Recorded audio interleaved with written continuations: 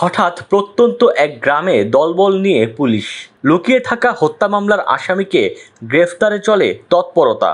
বিভিন্ন সূত্র থেকে খবর নিয়ে একটি বাড়িতে প্রবেশ করে আইনশৃঙ্খলা বাহিনী, আর সেখান থেকেই গ্রেফতার হয় হাসান নামে ডাবল মার্ডারের এক আসামি। পুলিশ জানিয়েছে 29 মার্চ রাতে নগরীর বাকলিয়া রাজাখালী এলাকায় একাধিক মোটরসাইকেলে থাকা সন্ত্রাসীরা একটি প্রাইভেট কারকে লক্ষ্য করে গুলি ছুড়তে থাকে। প্রাইভেট কারটি বাকলিয়া এক্সপ্রেস রোড দিয়ে নগরীর চন্দনপুরায় পৌঁছানোর পর থেমে যায়। তখন সন্ত্রাসীদের গুলিবর্ষণে 2 জন নিহত ও 2 জন আহত হন। এই ঘটনার মূল হোতা হিসেবে অভিযুক্ত হাসান।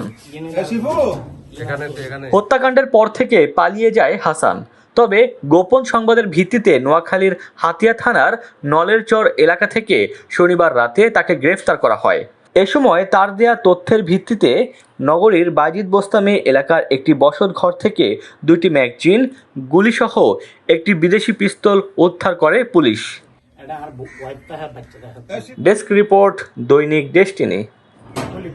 সব এখানে আছে।